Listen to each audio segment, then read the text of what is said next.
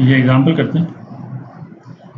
एक cubicle chamber है ना, उसका साइड 0.5 मीटर दे रखा है, 0.5 मीटर,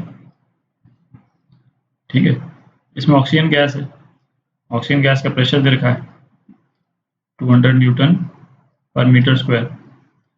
अच्छा, क्या बोल रहा है, in 1 second oxygen molecule travelling parallel to the edge of the cube with RMS square speed without colliding with any other molecule hits a particular wall 1000 times। Suppose इस वाले wall पे स्ट्राइक कर रहा है, ठीक है, और ये आपका ऑक्सीजन मॉलिक्यूल है, ये ऑक्सीजन मॉलिक्यूल है। तो ये ऑक्सीजन मॉलिक्यूल क्या बोल रहा है, दो तीन चीजें बता दी इसने, कि एक तो VRMS वेलोसिटी से ट्रैवल कर रहा है, स्पीड से ट्रैवल कर रहा है, ठीक है। अच्छा, किसी दूसरे मॉलिक्यूल से नहीं टकरा रहा है, और इस मॉलिक्यूल की एक्स कंपोनेंट के अलावा और कोई वेलोसिटी का कंपोनेंट भी नहीं है, ठीक है। Travelling parallel to the edge of the cube, ठीक है। इसका क्या मतलब निकला कि इसका केवल मतलब एक ही डायरेक्शन में वेलोसिटी का कंपोनेंट, बाकी डायरेक्शन में वेलोसिटी के कंपोनेंट्स नहीं है, ठीक है। तो और ये भी बता रखा है कि जिस वेलोसिटी से वो ट्रैवल कर रहा है उस टाइम पे वो जो है VRMS है। तो हमारा काम आसान हो जाता है एक तरह से। और इस पे कितनी बार स्ट्राइक कर रहा है एक सेकंड में, 1000 बार। तो जैसे एक बार स्ट्राइक किया, फिर वापस जाएगा, ठीक है, फिर वापस आएगा। तो एक बार स्ट्राइक करने के लिए उसको कितना ट्रैवल करना पड़ रहा है, यदि मैं वो डिस्टेंस x बोल दूं, एक बार स्ट्राइक करने के लिए वो कितना डिस्टेंस चलेगा, l यदि साइड है, क्यूब की साइड यदि l है, तो एक बार स्ट्राइक करने के लिए ना गया और आया वापस, तो कितना हो गया, 2 इंटू 0.5 मीटर, तो कितना हो गया 1 मीटर। एक बार स्ट्राइक करने के लिए 1 मीटर चलता है, और वो एक सेकंड में 1000 बार स्ट्राइक करता है, ठीक है। तो एक सेकंड में तो डिस्टेंस ट्रैवल्ड इन 1 सेकंड कितना हो गया, 1000 मीटर हो गया, ठीक है। तो अब एक सेकंड में चूंकि 1000 मीटर चला है और इसकी स्पीड जो है VRMS दी हुई है, तो इसकी VRMS स्पीड क्या हो गई, 1000 मीटर पर सेकंड हो गई, ठीक है। तो अब पूछ रहा है कि टेम्परेचर ऑफ द गैस। तो इस तरह के क्वेश्चंस में ना ट्रांसलेशनल काइनेटिक एनर्जी और टोटल काइनेटिक एनर्जी, इसमें ना डिस्टिंक्शन बना करके रखें। जैसे ट्रांसलेशनल काइनेटिक एनर्जी के केस में चाहे जो मॉलिक्यूल हो, डिग्री ऑफ फ्रीडम 3 ही रहेगा, ठीक है। जैसे इस केस में ऑक्सीजन मॉलिक्यूल है, डायटोमिक मॉलिक्यूल है, बट इसका ट्रांसलेशनल काइनेटिक एनर्जी पे कोई फर्क नहीं पड़ेगा, ठीक है, वो उतनी ही रहेगी।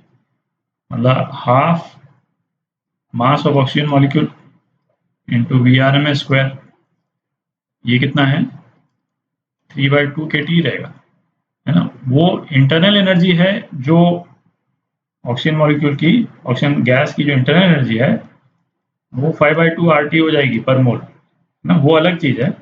बट जो काइनेटिक एनर्जी का उसका कंपोनेंट है, काइनेटिक एनर्जी का ट्रांसलेशनल काइनेटिक एनर्जी का जो कंपोनेंट है वो 3/2 kT रहेगा, ठीक है। तो इसको जरूर ध्यान रखें। तो अब कर लेते हैं इसको, दोनों तरफ एवोगाड्रो नंबर से मल्टीप्लाई कर देते हैं, तो क्या आ जाएगा, इसको लिख देता हूँ, into Na VRMS square is equal to 3/2 K Na into T। तो ये कितना हो गया, हाफ मोलर मास, ठीक है, VRMS square is equal to 3/2 RT, ठीक है। तो इससे अब हम टेम्परेचर निकाल लेते हैं। तो टेम्परेचर क्या हो गया, टेम्परेचर हो गया m VRMS square upon 3R, ठीक है। तो कितना हो गया 32। अच्छा, 32 तो जो है वो ग्राम में है, ठीक है। तो एक तो इसका ध्यान रखें, लेकिन इसको केजी में कन्वर्ट करना जरूरी है, इंटू 10⁻6 अपॉन 3 इंटू आर को 25/3 भी मतलब यूज कर सकते हैं, इजी हो जाता है, ठीक है। तो टेम्परेचर कितना आ गया, तो क्या आ गया 1280 केल्विन, ठीक है। बी पार्ट करते हैं, एवरेज काइनेटिक एनर्जी पर मॉलिक्यूल, ठीक है। अच्छा, तो काइनेटिक एनर्जी इसकी जो होगी पर मॉलिक्यूल की, वो होगी kinetic energy translational plus kinetic energy rotational. ठीक है। अच्छा, डायटॉमिक मॉलिक्यूल है। ठीक है, तो 3 डिग्री ऑफ फ्रीडम इसकी हुई 3/2 kT plus 2 degree of freedom इसकी हुई 2/2 kT। ठीक है, तो कितना हो गया 5/2 kT। ये हो गई काइनेटिक एनर्जी पर मॉलिक्यूल।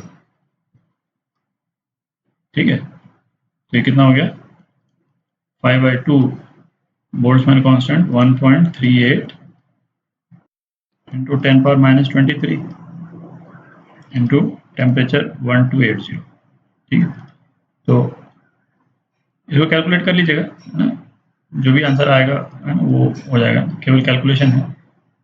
पॉइंट ये है कि हमने इसको 5/2 kT लिया है, 3/2 kT नहीं लिया। ठीक है, यानी कि ये पूछने को पूछ सकता था, अलग अलग पूछ सकता था और क्लियर हो जाता। तो पूछा एवरेज काइनेटिक एनर्जी पर मॉलिक्यूल, यदि डायटॉमिक मॉलिक्यूल की पूछिए तो दोनों आएगा, क्योंकि दोनों काइनेटिक एनर्जी की कैटेगरी में आता है ना। ये काइनेटिक एनर्जी ट्रांसलेशनल है, ये काइनेटिक एनर्जी रोटेशनल है। ठीक है, दोनों ही काइनेटिक एनर्जी है, तो इसलिए 5/2 kT हमने लिया। तीसरा करते हैं mass of oxygen gas in the chamber. C part करते हैं।